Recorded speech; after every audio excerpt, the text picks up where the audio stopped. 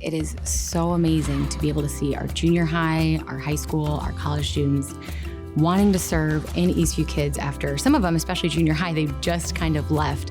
But then college students have been out for years and they want to come back and serve in Eastview Kids areas. There's just a joy of being able to teach children truths that we already know as adults, and we do it because it's so important.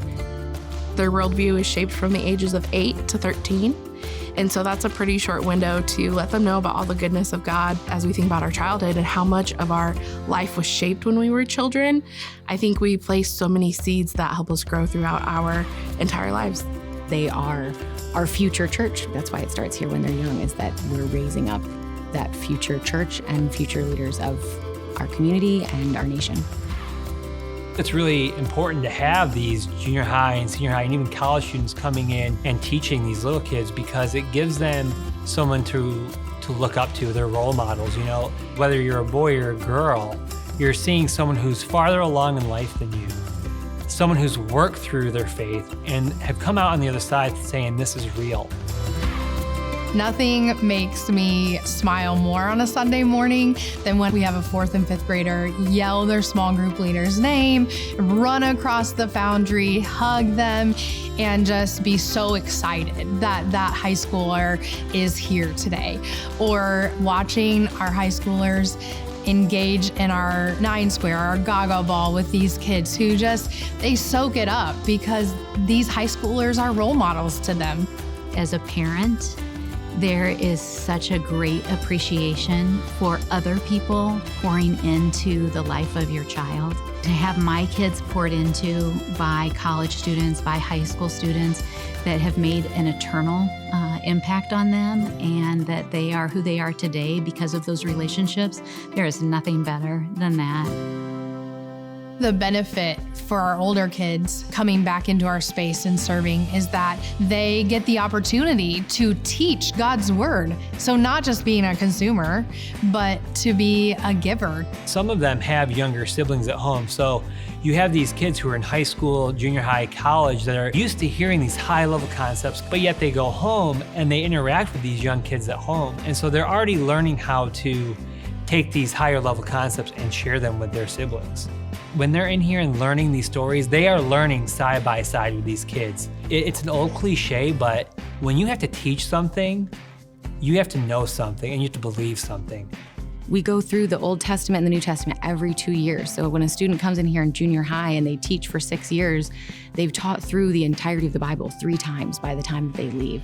There is no better way to truly understand biblical literacy, to understand what it's like to sit with God and listen to Him and hear from Him, and then go out and share that with others. I had a friend who talked about how she didn't grow up in church when she was younger, but she loved teaching the littles because it was a chance to go back and kind of experience that again. Another thing, our older students get so much joy from teaching these kids. I've heard that it is the best part of their week and that they really love hearing what's going on in their lives.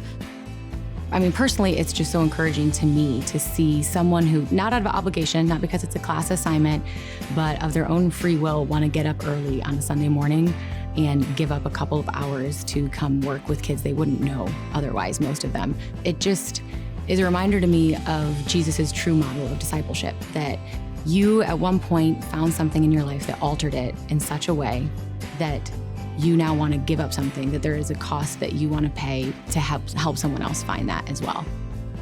Almost every single one of our high schoolers that serve here in the Foundry also was a part of the Foundry as a 4th and 5th grader, which is so special. And it's really cool when they come back and I look at them, I'm like, how has it been enough time that you are back serving with us? I just love that. And it's also really special when our 5th graders move out into junior high and they're already asking, like, when can I come back and serve? How long until I can be a part of the small group leader team? There is no way that we could do Eastview Kids on a Sunday or any of our special events without our amazing team of volunteers. And so we are just really grateful for that and so pleased to have so many students serving alongside of our adults.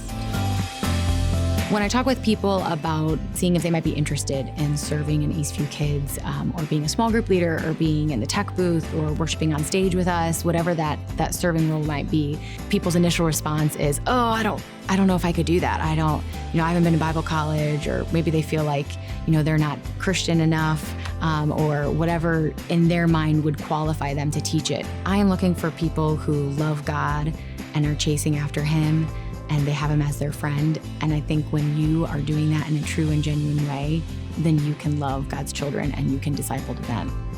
If you run into anybody wearing an Eastview Kids shirt, whether they look older or younger, ask them what they enjoy about it and why they do it. I think you'll get a great answer.